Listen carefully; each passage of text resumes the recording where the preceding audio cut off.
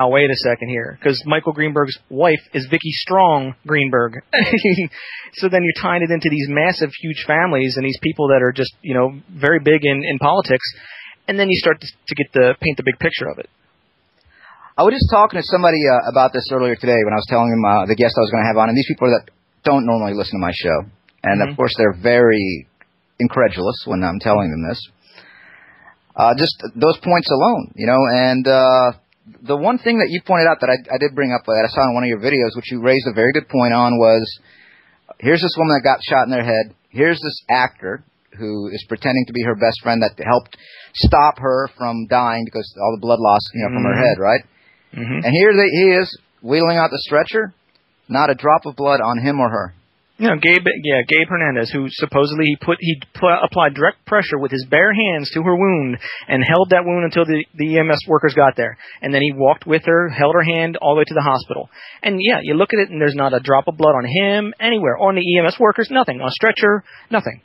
There's no blood except for a little rag that's on her face, and it's just a couple little drops on it. So, I mean, that's the photograph that I use to really make the point that really wake a lot of people up quickly, because they see that and go, there's no way. Okay, now they know that they've been lied to. So from everything from that point on that they've told us about Loeffner, about Christina, about all these different people that are involved is all moot. It's all bogus stuff that doesn't matter, because we know that what happened in that parking lot was not what they said. It was a drill.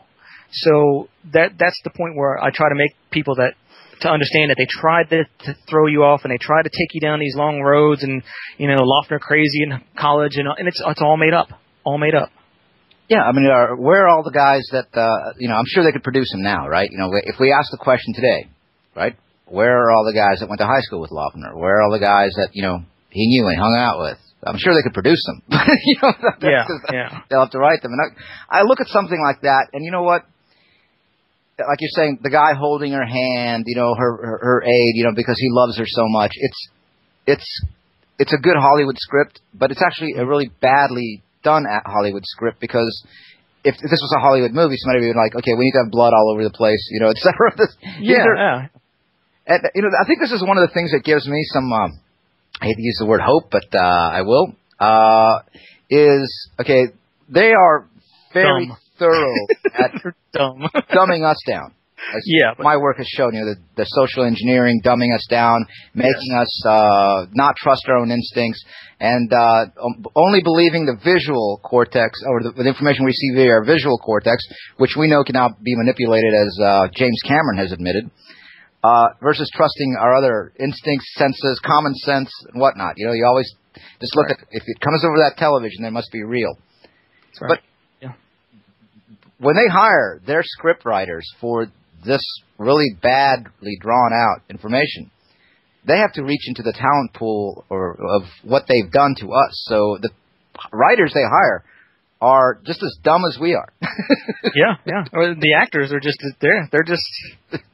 it's an open call. There was an open call in that area for, and the exact words were they were looking to build a core group of actors that they could call on at any time to do, quick shoots. And they could range from, office settings to outdoor settings to, police reenactments. And it was things like that. So, they're doing open calls to people in that industry. Now, if you want to be an actor, that's fine. If you want to do these things, that's fine.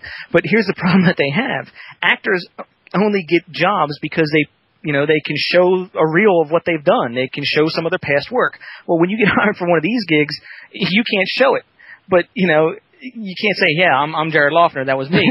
but these idiots that they're doing this, they sneak pictures out there, they put it up on Facebook as a different name, or, they'll do just dumb things because they're just actors and they're just very, they're impressed with their own work. And that's their downfall, because I constantly catch these things, especially on Facebook. I was very surprised at using the tool that they designed to monitor us as a tool to monitor them. Yeah, and as you said, why would these people put out photos of themselves at, their little sweet 16 parties, their bat mitzvahs, whatever, right? Well, that's a different thing altogether, because that's different, because who would, in their right mind, if you found these photographs, would connect these people together as, these actors? Nobody. And I wouldn't either. There would be no way that I would have connected them, except I saw one face, and that was the face when I was searching for some photographs. I saw Jennifer Sexton, and then when I clicked on it, there's Christina Taylor Greene. So that face right there was so put into all of our minds as the little girl that as soon as I clicked on it and saw that face, I went, wait a second. And that was the only way that I connected this whole album to this whole thing. If I hadn't seen that, then they would have had that album out there forever, and nothing would have been. I wouldn't have found it, or wouldn't have thought twice about it. So that's an excuse for them. They would have thought nobody would have even known. Yeah, the talent pool that they're hiring from, or actually they're part of. I'm sure that the people that are actually part of this family, they're just as stupid. You know, they use, like you said, they use Facebook. They grew up using iPods and iPhones. They're not very bright. You know, it's like I say, the talent pool is, you know, what they've done to, and this is kind of where, you know, whatever they're doing to society. Okay, this is going to become more blatant as time progresses, you know, because you're going to have that idiot that goes like, don't you know who I am? I played Gerald Luther. You know, like, damn it, why won't you hire me? Yeah, exactly. Well, we do have that. We have, you know, Brandon Lee Pittman, who's the one that they used, and his mother actually played Phyllis Schneck, who was one of the murdered victims of Jared Loughner at that place. And, you know, here's a picture of his mom is sticking her head into the studio that he has on his Radiant Helix Media website on Facebook. And there's his mom, and there's Brandon, and you look at it and go, wait a second, you know? And then you see other people that are acting in his little movies that he's shooting that are acting in other events like the Oath Keepers events.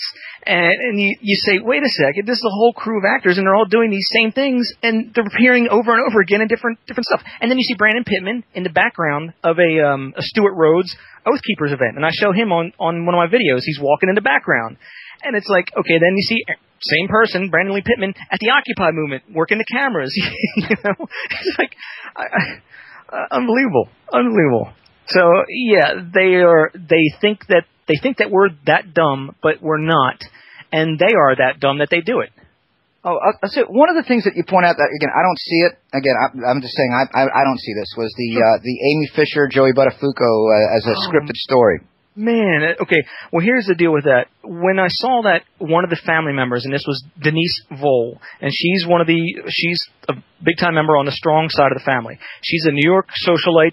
You go to any of the New York or the Hamptons websites where they post all the famous people out there going to all the parties. She's on there quite a bit. So when I saw, and she's a very, very particular nose. I'll put it that way. I mean, she's very particular nose.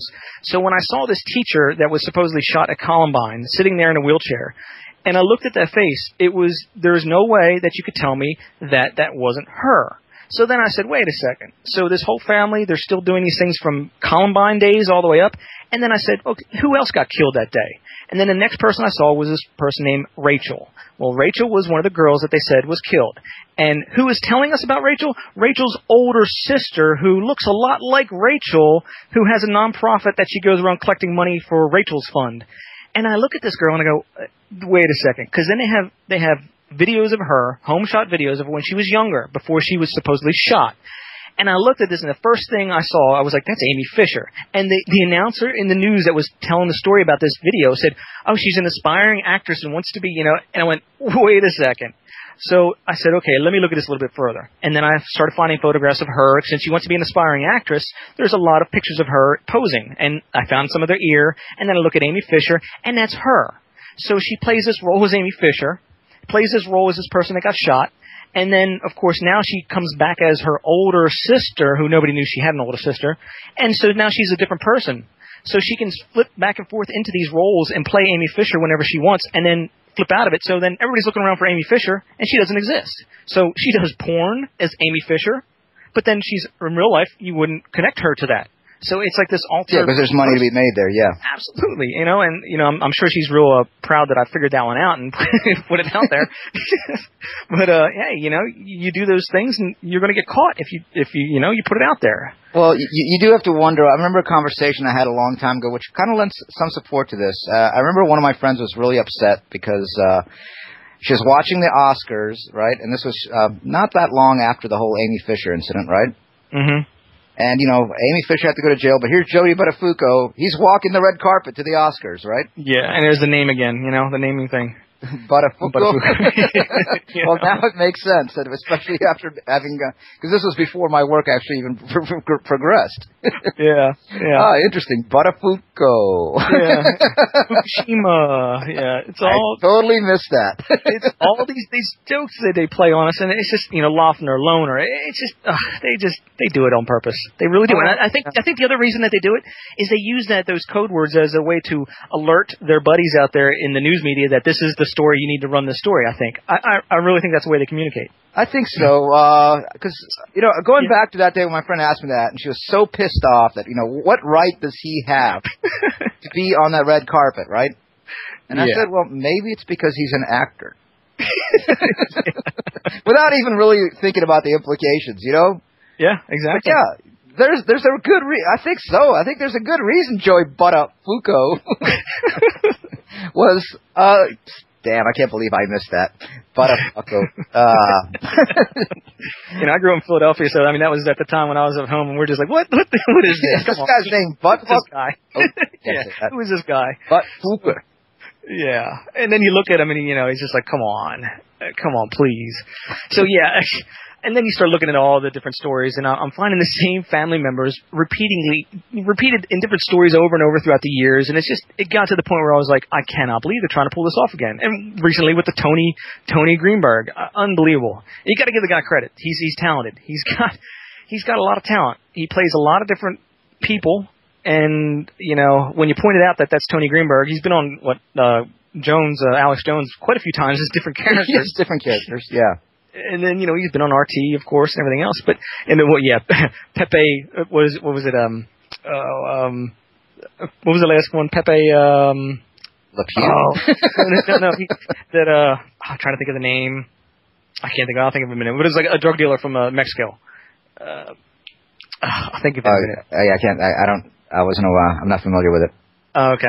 Well, I'll think of him. But he plays just many of these people that are just the funny names that he uses. It's just hilarious. Perhaps a guy should get to walk the red carpet, because if what you're saying is all these roles is him, he's a better actor than, let's say, Jack Nicholson or Brad Pitt. Because like any movie you watch with those two little bitch boys, what do they play themselves? Yeah.